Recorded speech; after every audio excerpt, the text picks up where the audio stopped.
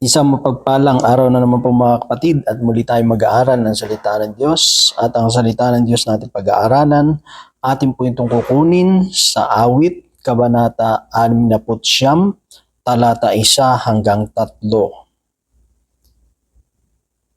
O Diyos, iligtas mo, iahon sa tubig, sa pagkalubog kong abot na sa liig. Lumulubog ako sa burak at putik, at sa malalaking along nangangalit. Ako ay malat na sa aking pagtawad, ang lalamunan ko, damdam ko'y may sugat, pati ang mga mata ko'y di na maidilat sa paghihintay ko sa iyong paglingap. Mga kapatid, mga magulang, mga kaibigan, ito po ang salita ng Diyos. Ang papuri, ang pagsamba ay para lamang po sa Kanya. So itong ating binasa, ito po ay panawagan upang humingi ng tulong sa Diyos. At alam naman natin mga kapatid, araw-araw sa buhay natin ay talagang kailangan natin ang tulong ng Panginoon. Yung protection niya, yung pag-guide niya sa atin, yung mga pagharap sa mga sitwasyon ng buhay. Siyempre yung buhay kasi natin, puno ng sorpresa. May mga bagay na hindi mo inaasahan na biglang darating.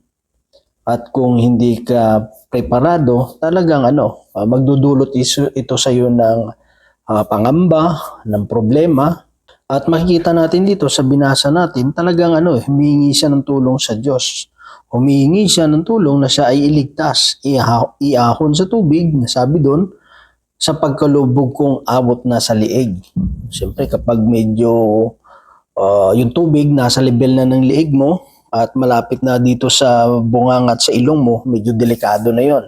Lalo kung hindi ka marunong lumangoy, di ba? Kasi pag yung nasa bibig mo na, nasa ilong mo na yan, nasa paghinga na eh.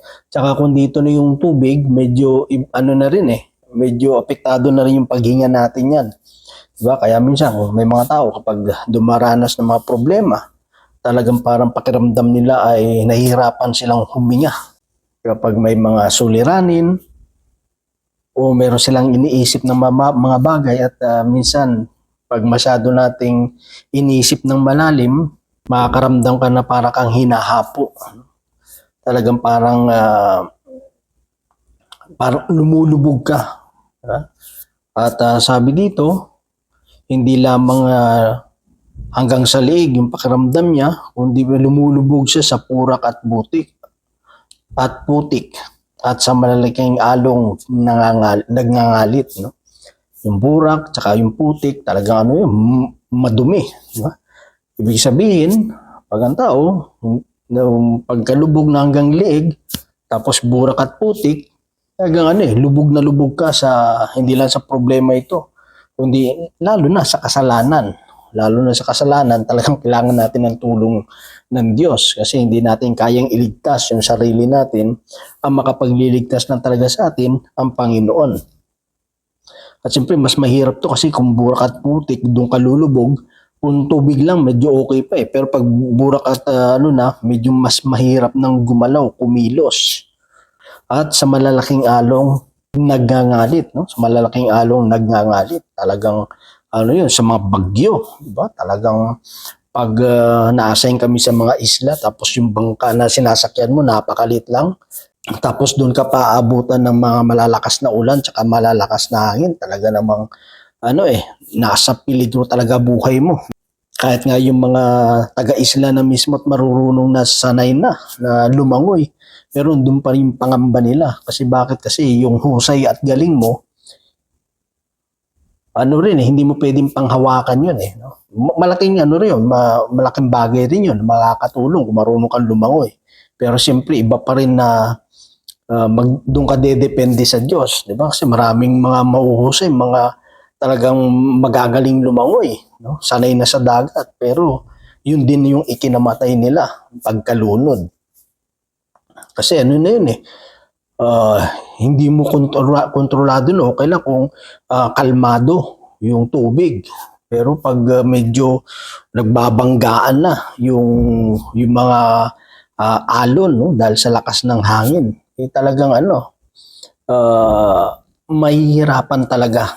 No? Kasi mahirapan ka sa paglangoy. Kung gusto mong pumunta sa Pangpang, yung pinakamas malapit na may lupa, mahirapan ka pa rin, no? Lalo kung ano ka pasalungat doon sa alon. Talagang mauubusan ka ng hangin, resistensya, o kaya yung lakas mo pag nanghina ka, o kaya mag ano, mag mamanhid yung mga paa mo, di ba? Mahirapan ka nang lumangoy niyan. So, kasi siyempre, masyado ka nang pagod na pagod eh, di ba? Hindi ka naman pwede magpalutang-lutang lang, di ba? Kasi kung palutang-lutang ka, mamaya kung saan ka nadalhin, no? Doon ka na sa gitna talaga ng dagat. Hindi pareho kasi kung kalmado, kahit magpalutang ka, medyo mas maano mo yan eh. Magagawan mo ng paraan na yung direction ba, kung gusto mong pakanan, kaliwa, o mapa-north, mapa-south. Pero yung magpapalutang ka na ano lang, kung parang kung saan ka lang dali ng ng alon, mahirap din yun talaga. Kasi siyempre pag alam mo na parang napapalayo ka sa dalampasigan, no? Talagang siyempre pipilitin mo hindi ka dali ng alon sa gitna ng dagat. Kaya dito may kita natin, no, na siyempre alam naman natin ang pinaka na kailangan natin ng tulong ng Diyos is tayo ay may ahon sa pagkakasala. Diba? Talagang pag ang tao nalunod sa kasalanan, maraming klase kasi yan eh. Kaya nga sabi dito, may bulak, may putik, mga malalaking alon na nagngangalit. Kasi marami tayong nagagawang kasalanan. At yung mga kasalanan na gagawa natin yun, sabi nga, nagbubunga ito ng kamatayan. At kapag ito ay nag-ugat na, mahirap nang tanggalin. Diba? Gustuhin mo man, pero nagugulat ka, bakit balik ka ng balik? Kasi nag-ugat na eh. Parang parang damo, no? Pag tinatabas mo, pagdating ng mga ilang araw o ilang weeks, tutubo uli yan kasi nag-ugat na eh. Kaya kailangan talaga bunutin mo yung ugat na yon para hindi na siya tutubo. So makakagawa lang yun, siyempre walang iba ang tulong na mula sa Diyos, yung biyaya ng Diyos, yung biyaya ng kaligtasan. Kaya kailangan talaga natin yung tulong ng Panginoon. Sabi niya sa kanyang pagtawag, siya ay namamalat na, yung kanyang lalamunan, pakiramdam niya parang may sugat na. Talagang may kita natin dito na na hindi ito yung parang basta-basta lang nanalangin sa Panginoon, kundi talagang may kita mo yung masidhing damdamin na talagang gusto niyang makamtan yung tulong na mula sa Panginoon. Seryoso siya sa ginagawa niya ito. Ba, hindi lang ito yung parang umiyak ka eh. Talagang may kita mo yung sitwasyon niya talaga na hirap yung kanyang sitwasyon. Nandun talaga siya sa parang life and death na eh. Kaya talagang inubos niya na yung kanyang lakas, yung kanyang boses. Siyempre, pag inubos mo yung boses, diba, pag nasa gitna ka ng dagat, humingi ka ng tulong, talagang sisigaw ka eh. Hindi lang naman sa dagat yun. Kaya nandun ka sa isang lugar na walang masyadong tao at nasa peligro yung buhay mo at kailangan mo ng tulong, talagang sisigaw ka eh. Diba? O kaya pag maingay yung paligid at may gumawa ng masama sa iyo, kailangan mo sumigaw talaga ng malakas para makuha mo yung attention. Kasi siyempre, maingay yung paligid mo. Walang makakarinig sa iyo dahil sa ingay. Kaya kailangan mo talaga sumigaw. Talagang sabi din, yung kanyang lalamunan, pakiramdam niya, may sugat. So, matindi talaga yung kanyang pinagdaraanan sa sitwasyon pong ito, mga kapatid.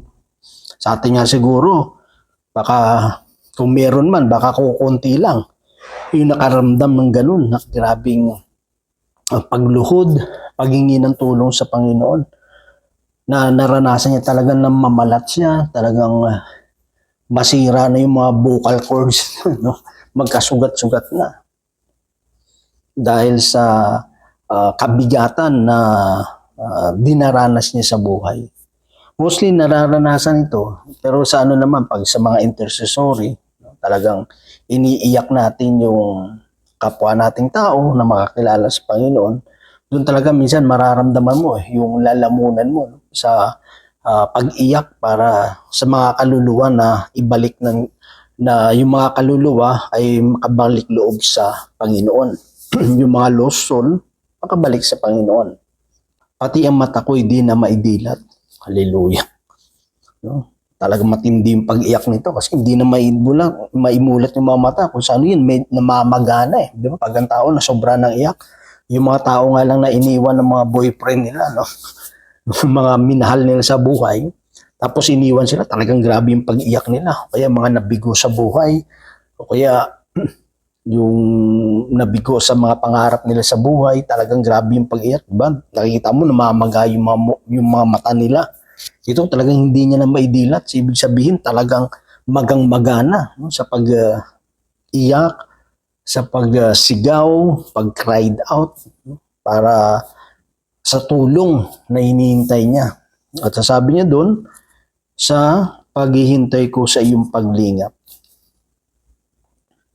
Maganda kasi doon mga kapatid, at least sa bigat ng sitwasyon na kanyang pinagdaraanan, mas pinili niya pa rin na hanapin yung paglingap ng Diyos kaysa yung kitlin o wakasan yung kanyang buhay. Kasi maraming tao ganyan eh, di ba? Pag nabibigo sa buhay, kapag maranas ng matinding pagsubok, ang iniisip na lang is wakasan yung buhay nila. Parang katulad yung asawa ni Job, di ba? Nung namatay na yung mga anak nila, yung mga alaga nila mga hayop, nagkasakit na si Job, sabi ng asawa ni Job sa kanya, sumpain mo ng Diyos mo para mamatay ka. Diba? Parang yun ang nakikita ng tao na solusyon kaysa maghirap ka. Mas maganda na lang matapos na lang yung buhay mo. Pero siyempre, hindi natin pwedeng patayin yung sarili natin. Diba? Kasi mas malaking kasalanan po yun sa Panginoon. Pero dito, pinapakita na kahit na grabe katindi yung pinagdaraanan mo sa buhay, kapag talagang inihilapit natin yan sa Panginoon, ang Diyos talagang tutugon.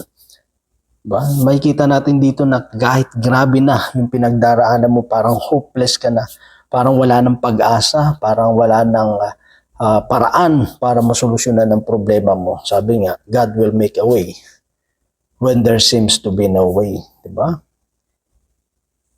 Sa time na ito, gusto lang ng Lord na makita natin yung sitwasyon natin, yung pangangailangan natin sa Panginoon. Kasi minsan sa buhay natin, kapag hindi tayo dumating dun sa punto na wala na talaga tayong panghahawakan, minsan hindi tayo nagtitiwala sa Diyos eh. Nagtitiwala tayo sa kakayanan natin, sa kayamanan natin, sa pinansyal, sa mga material o sa mga kilala natin sa mundong ito. Doon tayo minsan nakadepende. Doon tayo minsan nagtitiwala. Minsan ina-allow ng Diyos na dumating tayo doon sa punto na yon para makita natin na kapag sa oras na walang-wala na tayo, doon natin makita na meron pa ring Diyos na naghihintay sa atin.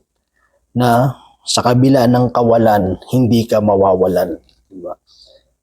Sa kabila na parang walang-wala na, ang Diyos makakakita pa rin ng paraan upang solusyonan yung mga bagay na inaakala natin hindi natin kaya. Ang mahalaga magtiwala tayo, lumapit sa Kanya. Kilalanin natin na kung wala ang tulong ng Diyos, hindi natin makakayanan ang mga bagay na ito. Sa Kanya tayo magtiwala. Sabi nga, buong puso't lubusan at huwag ka mananangan sa sarili mong karunungan. Sa lahat ng iyong balak, siya ay sangguniin at tayo Kanya itutumpak sa tamang landasin. So, ganun talaga mga kapatid. Hingin natin yung tulong ng Panginoon. Hindi pa huli ang lahat. May solusyon pa sa lahat ng bagay. At ang solusyon, walang iba, ang ating Panginoon. So yun lamang mga kapatid, at nawa ang Diyos patuloy magpala sa bawat isa sa atin. God bless po sa ating lahat.